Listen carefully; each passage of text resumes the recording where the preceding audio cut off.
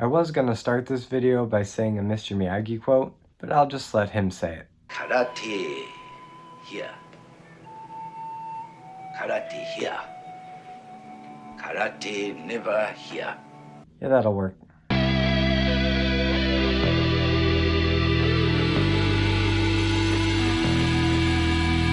The Karate Kid. So The Karate Kid is a 1984 martial arts sports movie, and it's probably one of the best sports movies ever made, because it's really a lot more than a sports movie. It's a coming-of-age movie, but more on that later. First, I want to talk about my own personal history with this movie. So when I was 8 years old, I tried out karate for the first time and fell in love with it. For the past 14 years, I've been training in the Ishin-Ryu style of karate. But way back when I was 8 years old, there were really 3 big motivators that made me interested in martial arts. And they were Mighty Morphin Power Rangers, Teenage Mutant Ninja Turtles, and The Karate Kid.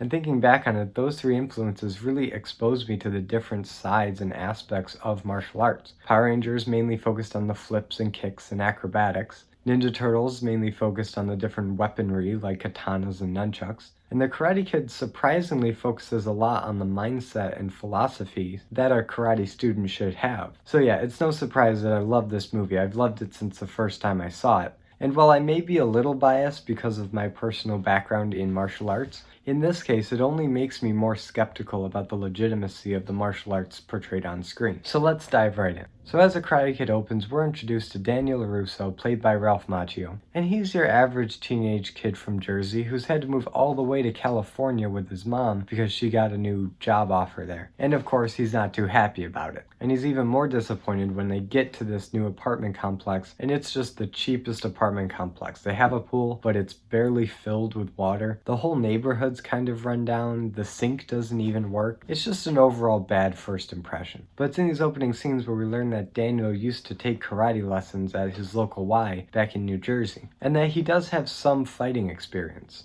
And later that night, he's invited to a beach party where he gets to meet all of his future schoolmates. And it's here where he meets the love interest of the movie, Allie, played by Elizabeth Shue, as well as his rival in the movie, Johnny Lawrence, played by William Zabka. And already, this is feeling less like a sports movie like The Mighty Ducks and Rocky, and more like a John Hughes teen coming-of-age movie, akin to something like The Breakfast Club or 16 Candles. And not only that, but Johnny Lawrence also has this motorcycle gang of friends around him, and the way they're introduced at night on their bikes with their lamps shining into the lens really gave me some strong Lost Boys vibes. And while Daniel and Allie are hanging out and flirting on the beach, apparently Johnny used to date her and hasn't really gotten over it, so he goes and picks a fight with Daniel, and it doesn't go well. You see, Johnny and his friends all take karate lessons at this place called Cobra Kai, and they beat the snot out of him. Daniel tries his best to fight back and even gets in one good punch, but really he's no match for those guys. He doesn't have nearly the training or experience to beat him.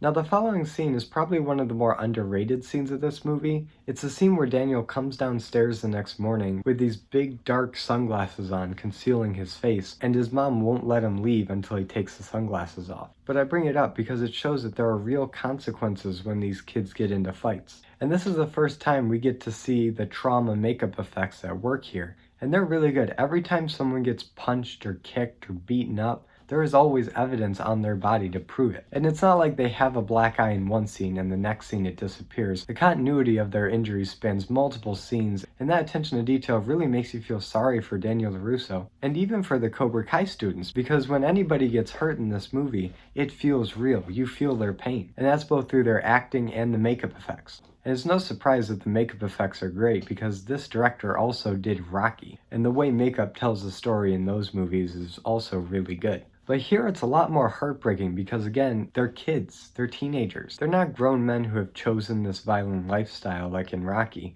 These are just kids that know martial arts but lack the self-control and discipline to use it responsibly.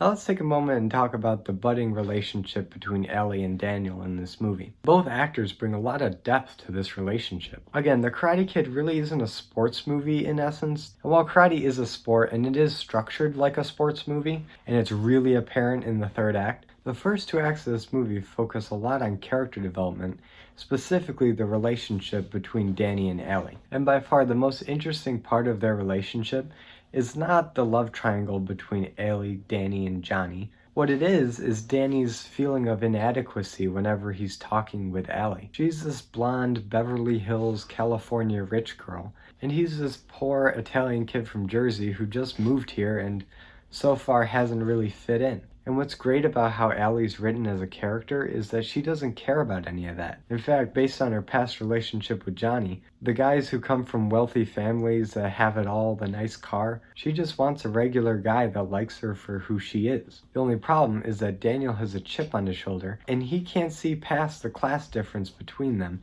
and he feels like he constantly has to prove himself to her, that he is worthy of her affections. And while you could see this as one of his motivations for learning karate and actually defeating Johnny Lawrence in the end, this arc gets completed before the tournament even begins. Yeah, Daniel and Allie have a conversation about halfway through the movie about what each of them wants in a relationship, and all that tension about a class difference or getting a nice car is completely resolved. So him winning the tournament would really have no impact on the relationship because they've already hashed this out. But of course, the budding romance between Allie and Danny only infuriates Johnny, so him and his friends attack Danny a couple more times, one time forcing him to ride down a hill, crashing his bike, and the other time is at the Halloween party, which is one of the most famous scenes in this movie. You know, Daniel dresses as a shower so nobody can see him, and the Cobra Kai students all dress as skeletons. And they attack him because Daniel soaked Johnny with a hose while he was in the bathroom, which is just a hilariously timed scene. It's so good.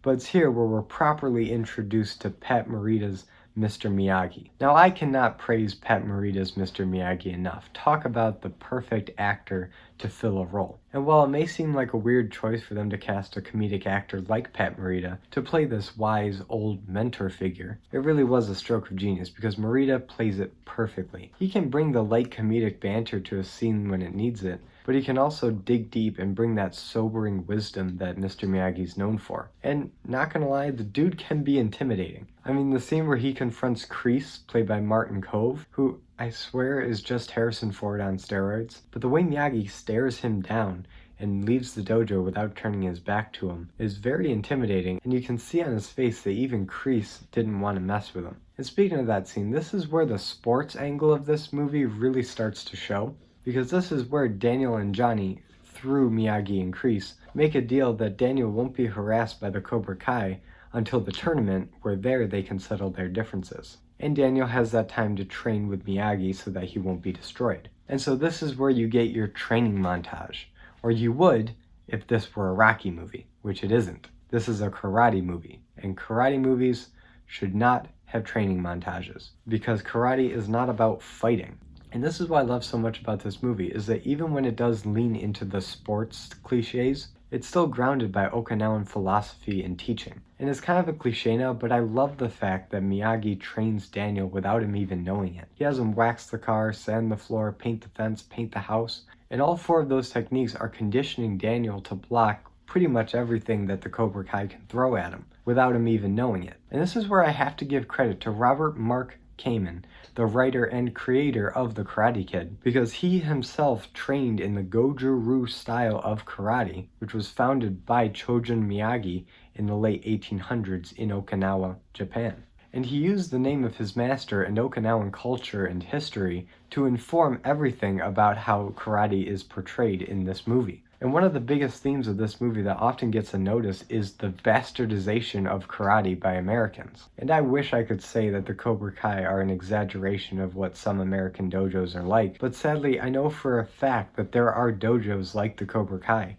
that completely miss the point of karate altogether. What people like Kreese and the Cobra Kai have done is taken a martial art that was always focused on self-defense and respect and honor, and has corrupted it into this cult that worships power and vengeance. And that is a really sad truth that Kamen accurately depicted in how he wrote the Cobra Kai and Miyagi. In fact, if we look at how Miyagi trains Daniel and the techniques that he shows him, and even just the small detail of him going out into the waves to try to find balance, those are all training techniques made popular by Chojun Miyagi and have been continued in the Goju-Ryu style of karate. So yeah, while The Karate Kid doesn't have the same exciting training montages that Rocky has, it dives deeper into the purpose and mindset that a karate student should have. And that's something you just can't get across in a montage. So after Daniel's done training, the tournament is finally here, and here is where we get the montage. It's so interesting because having been to some tournaments myself, there are things that are completely accurate. Like the fact that it's held in this gym, the way the rings are set up, the way the audience is positioned, the fact that they have different divisions for different ages, and even the way that the judges judge each match is very accurate to how tournaments actually go down. But then there are also some things that just wouldn't fly at any reputable tournament. Like the fact that Daniel had to register at the door and didn't have to register ahead of time, and that as soon as he walked in he was already thrown into a match,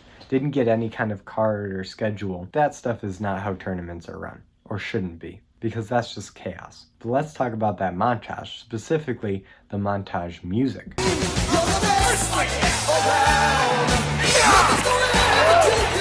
Such a great song. True story, I was in a tournament in New Jersey for the 2018 OIKKA Championship, and I was listening to that song on my phone while preparing for my match. But yeah, from here to the end, the movie plays out pretty much how you would expect. Daniel wins multiple matches leading up to the Grand Championship, where he faces off against Johnny Lawrence. And one thing to note on how Daniel participates in these matches, it would be so easy for the movie to cheat and have him use techniques that he's never learned. But whenever he fights, he always relies on moves that he either learned from his time at the Y, that we've seen him use earlier in the movie, or moves that Mr. Miyagi has taught him, specifically the wax on, wax off, paint the house, paint the fence style of blocking that he has trained with. And using his limited knowledge of karate, he doesn't get to the championship cleanly. Like I said, this is the director of Rocky we're talking about. LaRusso takes some pretty hard hits on his way up to the top, specifically an illegal kick to the knee that leaves him incapacitated and unable to fight in the championship match. But because of Miyagi's secret healing technique,